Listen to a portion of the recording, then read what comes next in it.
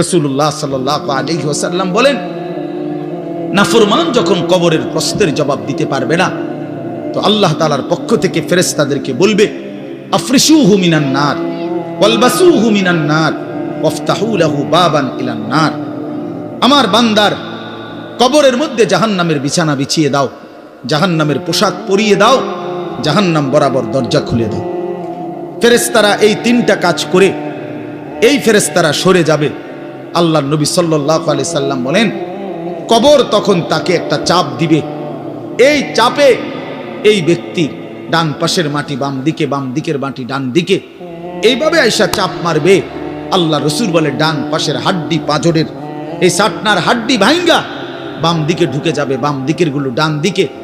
উদাহরণ দিয়ে বুঝাইছে নবী, হাত্তা তাখতালিফা আদলাউহু, এভাবে দুই আঙ্গুল যেমন একটা আরেকটার মধ্যে ঢুকে যায়, হাড্ডি পাঁজরের গুলো এইভাবে একটা আরেকটার সাথে ঢুকে যায়। আল্লাহ নবী সাল্লাল্লাহু আলাইহি সাল্লাম বলেন, ওয়া ইউকাইয়াদু লাহু মালাকুন আবকামু ওয়া আসাম্মু ওয়া আ'মা। তার কবরে এরপরে নাফরমানের কবরে একজন ফেরেশতা পাঠানো হবে। এই ফেরেশতা তিনটা গুণ, এই ফেরেশতা বোবা, এই ফেরেশতা বধির, এই ফেরেশতা অন্ধ। সে কথাও বলতে জানে না, কানেও শোনে না, চোখেও দেখে না। আল্লাহ রাসূল বলেন, ফায়ুতরাবু লাহু বিমিতরাকাতিম মিন হাদিদ। এই ফেরেশতা তখন তাকে লোহার গুর্জ, লোহার হাতুড়ি দিয়ে নাফরমানের বারবাতান বাইনা উযুনাইহি, দুই কান বরাবর মাঝখানে আঘাত করবে। এক একটা আঘাতে ফায়াসিহু সাইহাতান, নাফরমান এভাবে চিৎকার করবে, ইয়াসমাউহা মান ইয়ালিহি ইল্লা সাকালাইন, মানুষ এবং জিন ব্যতীত আল্লাহর কসম গোটা সৃষ্টি এই নাফরমানের আওয়াজ শুনতে পাবে। এরকম অসংখ্য বিষয় আছে যে তুমি যদি মনে করো দিবানিশি চরিত্রহীনতার মধ্যে ডুবে গেলা, উলঙ্গ ছবি, নর্তকীর নাচ, জেনা, ব্যভিচারের দৃশ্য দেখলা, সারা রাত সারা দিন মোবাইলে, প্রিয় বন্ধু আমার, ভাই আমার, তুমি একবার ইনসাফের সাথে ভাবো যে এর পরিণতিতে তোমার হালাত কি হবে। তোমার শরীর, তোমার যৌবন, তোমার যৌন শক্তি, তোমার যৌবনের সক্ষমতা, এটা যখন প্রয়োজনের মুহূর্তে হারায়া যাবে, তুমি যখন ফকির হইবা, তুমি যখন ফকির হয়ে যাইবা, একদিন শরীরের সক্ষমতার অভাবে যখন ধুকে ধুকে কাঁদবা, দুনিয়া তো বেইজ্জতি, আখিরাত তো বেইজ্জতি, তো কি হবে সেদিন? কে তোমার খবর নিবে? কে কার খবর নেয়? স্বার্থপর এই দুনিয়ায় কেউ কারো খবর নেয় না দোস্ত। এই স্বার্থপর দুনিয়ায় কেউ খবর নেয় না। তুমি যেদিন মরে যাবা, আমি যেদিন মরে যাব, সেদিনও পৃথিবীতে সূর্য উঠবে, চাঁদ উঠবে, এই গাড়ি চলবে, সিএনজি চলবে, অটো চলবে, দোকানপাট খুলবে, ব্যস্ত মানুষ সব বাজার ব্যবসা ঠিকই চলবে, সব দৌড়াচ্ছে, শুধু আমি নিস্তব্ধ, শুধু আমি থেমে গেলাম। আমার হাত আর নড়ে না, পা আর নড়ে না, আমার আর চোখ খোলে না, আমার আর জিন্দিগির কোনো স্পন্দন নাই। এরই নাম দুনিয়া, এরই নাম দুনিয়া। বিকাল বেলা যারা জানাজা পড়ছে, এই স্ত্রী ছেলে কাঁদছে সারাদিন বাপের জন্য, স্বামীর জন্য, এই মানুষগুলোই রাত্র 9টায় আবার পাশের বাড়ির থেকে রান্না করে আনছে, এরাই পেট ভরে ভাত খাইতেছে। এরই নাম দুনিয়া, এর নাম দুনিয়া, এর নাম দুনিয়া। এই মানুষগুলো তো একদিন উপাস থাকলো না, আপন সন্তান, আপন স্ত্রী, তাহলে ধোকার এই দুনিয়া কার জন্য সাজাইল? কার জন্য বলেন? বলেন কার জন্য? ইয়ালামুনা যাহিরাম মিনাল হায়াতিদ দুনিয়া ওয়া হুম আনিল আখিরাতি হুম গাফিলুন। আল্লাহ বলে, বান্দা দুনিয়ার জীবন তো খুব বুঝলা, কিন্তু আখিরাতের ব্যাপারে গাফিল হয়ে রইলা। আমার ছেলেরা, তোমরা বলো ভাই, তোমরা যারা খোদার 365 দিনে একটা বছরে কোনোদিন ফজরের নামাজ কোনোদিন পড়ো নাই, তোমার এই পরিণতি, তোমার এই গন্তব্য শেষ কোথায় তুমি বলো? ইনসাফের সাথে তোমার বিবেককে, প্রিয় বন্ধু, 1 মিনিটের জন্য আমি তোমার বিবেককে বললাম, তুমি বলো, সারাদিন যে উলঙ্গ ছবি দেখলা, সারা রাত যে নর্তকীর ছবি দেখলা, এরপরে তোমার গন্তব্য কোথায়? থামবা কোথায়? তুমি কোথায় গিয়ে থামবা? তোমার পরিণতি কি? তোমার টার্গেট কি? এই নাচ, এই গান, এই ছবি, এই জেনা, এই ব্যভিচার, এই মদ, এই জুয়া, এই ফ্যান্সিডিল, এই ইয়াবা? আরে নাফরমান, তোরে শেষ পর্যন্ত কোথায় গিয়ে থামাবে? তোরে একটা জানোয়ার ছাড়া, একটা কুকুর বিড়াল ছাড়া, একটা হাইওয়ান ছাড়া আর কিচ্ছু বানাবে না। তোরে একটা নর পশু বানায় দিবে। চরিত্রহীন মানুষ থাকে না, লম্পট কোনোদিন মানুষ হয় না। মদখোর, নেশাখোর, জুয়ারি, ফেন্সিখোর, বাবাখোর, ডাইলখোর, ইয়াবাখোর, ফুট্টাখোর, হারামখোর, ওই মানুষ থাকে না, ওই জানোয়ার হয়ে যায়। জানোয়ার, জানোয়ার হয়ে যায় বেটা, জানোয়ার হয়ে যায়।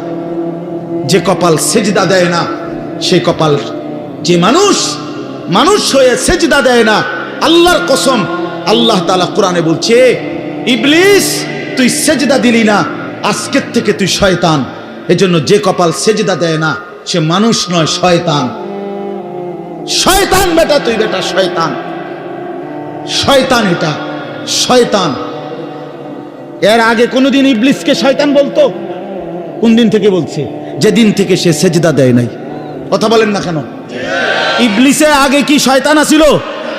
সেজদা যেদিন দিল না সেদিন থেকে মালিক বলল, আজকের থেকে তুই শয়তান। ইবলিস যেদিন সেজদা দিল না সেদিন আল্লাহ বলল, ফখরুজ ফাইন্নাকা রাজিম, বের হ, আজকের থেকে তুই রাজিম, অভিশপ্ত, মালউন, অভিশপ্ত, রাজিম। আল্লাহ বলছে, ওয়া ইন্না আলাইকাল লানাতা ইলা ইয়াউমিদ্দিন।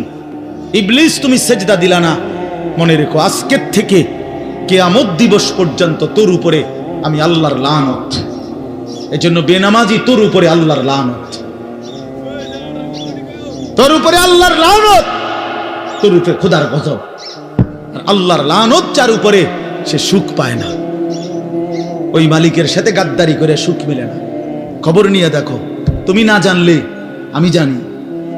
জিন্দিগির আজ 21 বছরের এই ওয়াজের জীবনে কত শত মানুষ জীবনের কত দুঃখ বেদনা আমরা তো শুনি না। আমরা কাছে দোয়া চায় না। কোন হারামখোর, কোন সুদখোর, কোন ঘুষখোর, কোন বেপর্দা নারী, কোন বেহায়া নারী, কোন মদখোর, জুয়ারি, কোন নারীর সাথে অবৈধ সম্পর্ক স্থাপনকারী পুরুষ কিংবা নারী, আল্লাহর কসম সুখে নাই, সুখ মিলে না, সুখ মিলে না। নোনা জলে তৃপ্তি হয় না। যে পানি লবণাক্ত ওই পানি তৃষ্ণা মিটায় না। অতএব গুনাহ তৃষ্ণা মিটায় না, গুনাহ কাউকে তৃপ্তি দিতে পারে না। আল্লাহর নাফরমানি কাউকে সুখ দিতে পারে না বন্ধু। আল্লাহ কোরআনে বলছে, ওয়াদারু যাহিরাল ইসমি ওয়া বাতিনা। আমার বান্দা প্রকাশ্য গুনাহ ছেড়ে দাও, গোপন গুনাহ ছেড়ে দাও।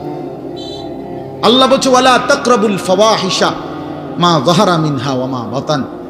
আল্লাহ বলছে, বান্দা প্রকাশ্যে কিংবা গোপনে কোন অশ্লীলতা, বেহায়াপনা, অসভ্যতার কাছেও যেও না।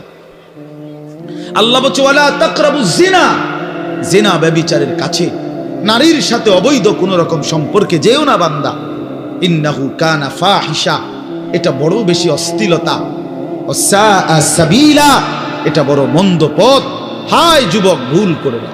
ওই নারীর ফাঁদে একদিন তোমারে সে জাহান্নামে পৌঁছায় দিবে, একদিন তোমারে কবরে পৌঁছায় দিবে। সে তোমারে সুখ দিবে না। চরিত্রহীন নারী সুখী হয় না। যার নিজের সুখ নাই তে তোমারে কি সুখ দিবে? সুখ দিবে কিভাবে? সিনেমার নর্তকী সুখ দিবে কিভাবে? সে নিজে তো সুখে নেই, সে তো সুখে নেই। এই জন্য এটা জরুরি। বাবাদেরকেও বলি, হায়াতের 60 বছরেও যারা গুনাহ ছাড়তে পারেন নাই, মনে রাখেন বাপ, দেখা যায়, কবর দেখা যায়। চলেন এবার তর্জমাটা শুনেন, তাইলেই আমার কথা শেষ। একটু দেখেন কোরআনুল কারীমের 30 নম্বর পারা, 102 নম্বর সূরা। সূরাটার নাম আত-তাকাসুর। ছোট্ট একটা সূরা, 8টা আয়াত আমি তেলাওয়াত করছি। এই ছোট্ট সূরাটার তর্জমা বলেই আমি আমার কথা শেষ করে ফেলবো ইনশাআল্লাহ।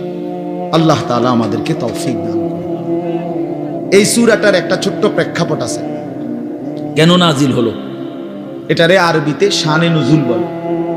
অর্থ হলো, শানে নুজুল হলো কেন নাজিল হলো সূরাটা। রাসূলুল্লাহ সাল্লাল্লাহু আলাইহি ওয়াসাল্লামের জামানায় মক্কায় কুরাইশ বংশের লোকেরা নবীজির বংশের নাম হলো কুরাইশ বংশ নাকি? এই কুরাইশ বংশের মধ্যে আবার ছোট ছোট গোত্র ছিল। এই ছোট গোত্র মনে করেন আমার দাদা তো প্রথম, ধরে নিলাম আমগো এই বাড়ি মনে করেন, তো আমার দাদা ছিল প্রথম, দাদা বাড়িটা বাঁধছে কথার কথা। তো এখন আমার দাদার 4 ফুট, মানে আমার বাপ চাচারা 4 জন। তো আগে তো দাদার সাথে বাপ চাচারা 4 জন একসাথেই ছিল।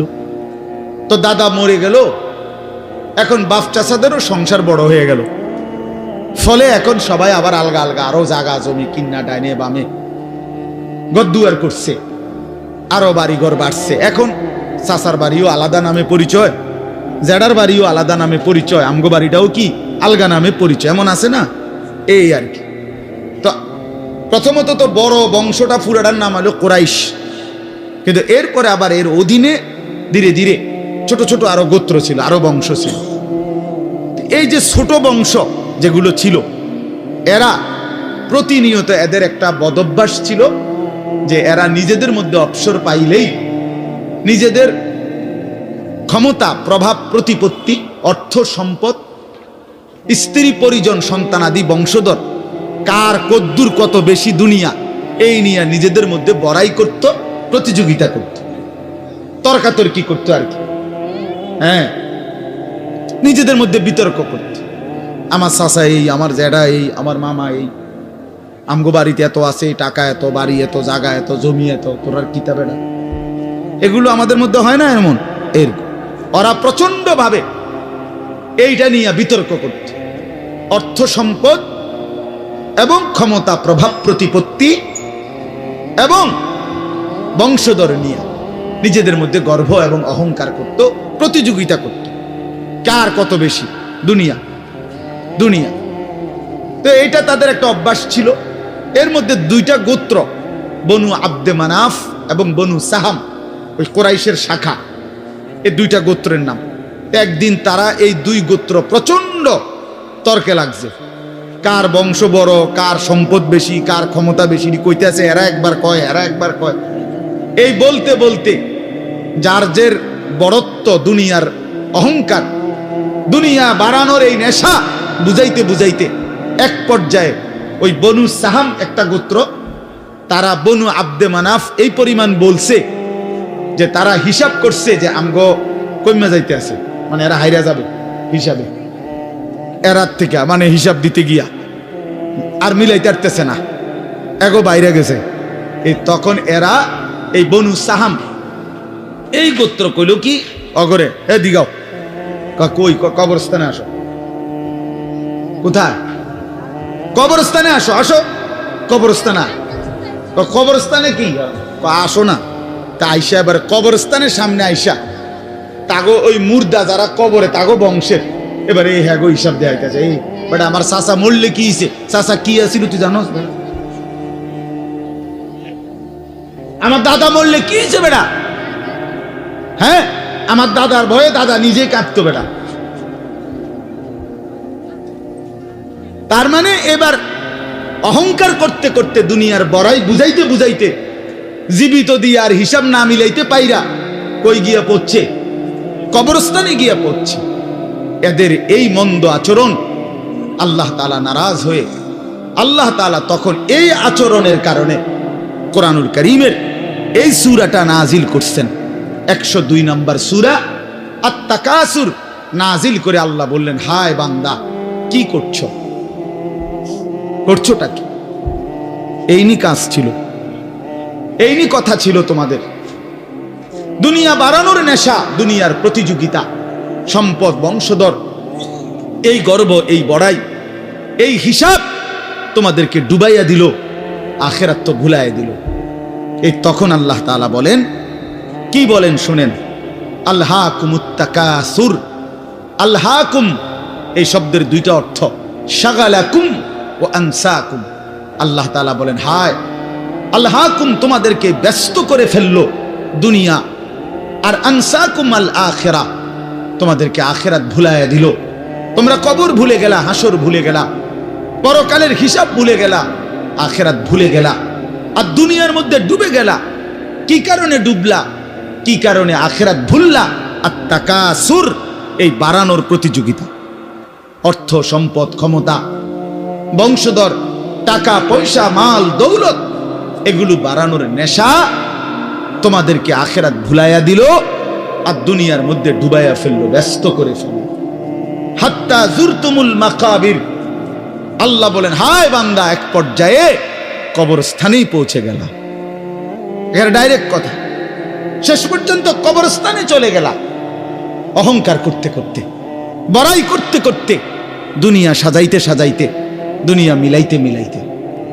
এ কথার দুই অর্থ। এবার এক হলো সরাসরি ওদেরকে বলছে কাজটা তোমরা ভালো করলা না, আরেকটা হলো আমাদের সবাইকে বলছে আমার বান্দারা, তোমরা যারা এই পরিমাণ দুনিয়া নিয়ে ব্যস্ত হইলা, দুনিয়া সাজাইতে লাগলা, যে এক পর্যায়ে এই দুনিয়া সাজাইতে সাজাইতেই হাত্তা জুরতুমুল মাকাবির, কবরে পৌঁছে গেলা, একদিন মরে গেলা, অথচ আখিরাতের কোনো পুঁজি নাই, কবরের কোনো সামান নাই। কামটা কি করে, কামটা কি করে, কাজটা কি করলা বান্দা, কি করে? হায় বান্দা, 60 বছর বয়স, আজও আখিরাতের পুঁজি কই। 30 বছর, আজও আখিরাতের পুঁজি কই। এরই মধ্যে তো একদিন কবরেই পৌঁছে যাবে। কবরেই, এই যে দেখেন কবরবাসীদের রুহের মাগফিরাত কামনায় মাহফিল, আমি এই জন্যই আয়াত করছি। পুরা কোরআনুল কারীমের মধ্যে এই একবারই কবর এই শব্দটা আছে, এই সূরার মধ্যে একমাত্র। হাত্তা জুরতুমুল মাকাবির, এই কবরস্থান, কবর, এই কথাটা কোরআনের এই সূরাতেই আছে। শুনে আল্লাহ তাআলা বলেন, বান্দা দুনিয়ার লোভে ডুবে আখিরাতকে ভুলে তুমি বাড়ানোর নেশা, তোমার প্রতিযোগিতা, আরো চাই, আরো চাই, আরো চাই, আরো চাই, এটা তো একদিন তোমার কবরস্থানেই পৌঁছায় দিল, কবরস্থানে পৌঁছায় দিল। আমার বাপ, আমার বন্ধু, আমার জওয়ান সাথী, সবাই নিয়ে ভাবি, আমিও আপনিও ইনসাফের সাথে। দুনিয়া আমারে কি পরিমাণ ব্যস্ত করে দিল। 60 বছরের বয়স্ক মানুষ, 70 বছরের বয়স্ক মানুষ, হিসাব শুধুই দুনিয়া, হিসাব করতেছে এখনো দুনিয়া। দুনিয়া মিলছে খুশি, দুনিয়া মিলে নাই খুশি নেই। যখন দুনিয়া মোটামুটি ঘুষাইতে পারছে তৃপ্ত, আর দুনিয়া ঘুষাইতে পারে নাই অতৃপ্ত। অতৃপ্ত অসংখ্য মানুষকে শুনবেন, দুনিয়া ঘুষায় ফেলছে। 3টা ছেলে বিদেশ পাঠাইছি হুজুর, 4টা মেয়ে বিয়ে দিছি, বাড়িতে একটা বিল্ডিং করছি, 4টা রুম, ভিতরে 2টা বাথরুম, আল্লাহর রহমতে রাস্তার লগে কুদ্দুর জায়গা কিনছি, ব্যাংকেও কিছু টাকা পয়সা জমছে, বাজার সদাই কইরা খাইয়া পইরা আল্লাহর রহমতে আমনগো দোয়ায়, 10 জনের দোয়ায় ভালো আছে। খালাস, জিন্দেগি মিলে গেছে, জীবনের টার্গেট অর্জন হয়ে গেছে। চাচা তৃপ্ত, 60 বছরের বয়স্ক বাবা তৃপ্ত হয়ে গেছে, তার পৃথিবীতে আসার উদ্দেশ্য অর্জন হয়ে গেছে। পৃথিবীতে আসছিল ফোলা বিদেশ পাঠাইছে, পৃথিবীতে আসছিলেন মেয়ে বিয়ে দিতে, মেয়ে বিয়ে দিছে। দুনিয়ায় আসার 60 বছরের একটা টার্গেট ছিল, একটা বিল্ডিং করবে, বিল্ডিংটা হইছে, আলহামদুলিল্লাহ। আর তো চাচা কবর, হাসরের ময়দান, ফুলসেরাত, মিজান, আমল নামা, জান্নাত জাহান্নাম, এগুলো কার জন্য? এগুলো কার জন্য? এগুলো কার জন্য? কই সেগুলোর কথা দিয়ে বললেন না? ইয়ালামুনা যাহিরাম মিনাল হায়াতিদ দুনিয়া, দুনিয়া তো খুব বুঝলা বান্দা, ওহুম আনিল আখিরাতি হুম গাফিলুন, আখিরাতের ব্যাপারে তো গাফিল হয়ে রইলা। যুবক ছেলে, তোমাদের হালাত কি? তোমরা মনে করছো তোমাদের লজ্জাস্থানের যৌনতার একটা শাহওয়াত আছে, চাহিদা আছে, এই চাহিদাটা যদি পূরণ হয়, নারী, ছবি, বন্ধুদের অসৎ আড্ডা, মোবাইলের অস্থির ছবি, এই জেনা ব্যভিচারের যে কোনো সুযোগ কিংবা কোনো অসভ্যতা নোংরামির কোনো সুযোগ পাইছ, জীবন উপভোগ করতেছ, খালাস খালাস। কোথায় নামাজ, কোথায় আখেরাত, কোথায় মৃত্যু, কোথায় কবর? আহা বাফ, কিছুই মনে করাইল না, কিছুই মনে করাইল, কিছুই মনে করাইল। এরই নাম জিন্দেগি, এরই নাম মুসলমান। এখানেই জীবনের সমাপ্তি, আর কিছু নাই। কবর বলতে কিছু নাই, আখিরাত বলতে কিছু নাই। আল্লাহ তাআলা বলেন, বান্দা আল্লাহকুমুত তাকাসুর, আহা বান্দা, দুনিয়ার নেশা তো তোমাদেরকে ভুলায় দিল আখিরাত। হাত্তা জুরতুমুল মাকাবির, এরই মাঝে তো একদিন কবরেই পৌঁছে গেল। একদিন কবরে পৌঁছে তুমি তো উপলব্ধি করবা, কাল্লা সাউফা তা'লামুন সুম্মা কাল্লা সাউফা তা'লামুন। আল্লাহ তাআলা বলে, বান্দা শোনো, সাবধান, কাজটা ভালো করলা না, দুনিয়ায় ডুবে গেলা, আখিরাত ভুলে গেলা। সাউফা তা'লামুন, দুইবার বলছে একটা কথা আল্লাহ, অল্প সময়ে তুমি জানতে পারবা, অল্প সময়ে তুমি জানতে পারবা।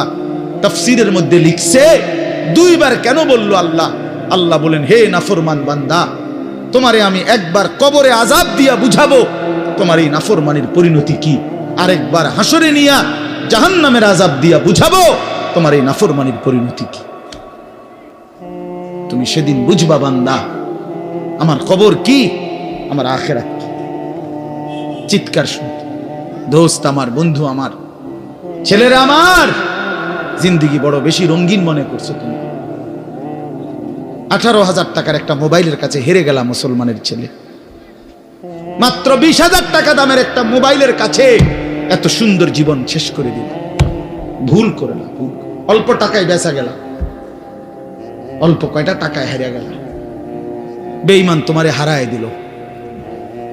ইহুদি, খ্রিস্টান, নাস্তিক, মুরতাদ একটা নারীর উলঙ্গ ছবি অথবা অর্ধ উলঙ্গ ছবি দিয়া, যারে তুমি ধরতেও পারো না, ছুঁইতেও পারো না, শুধু ছবি দেখাইয়া তোমারে শেষ করে দিল। তোমার দুনিয়াও নষ্ট করে দিল, আখিরাতও নষ্ট করে দিল। হায় হায়, এর চাইতে বড় ব্যর্থতা আর কিছু হতে পারে? আমার কথা মনে রাখো বাপ আমার, প্রিয় বন্ধু আমার, সন্তানরা আমার, ছেলেরা আমার, ভাই আমার, যুবক, আমি যদি আর কোনোদিন বলতে নাও পারি, এই একবারই বলব, এতটা সুন্দর জীবন নষ্ট করে দিও না ভাই, এতটা সুন্দর জীবন নষ্ট করে দিও না ভাই। মেহেরবানি করে বরবাদ হইও না, চরিত্রহীন হইও না।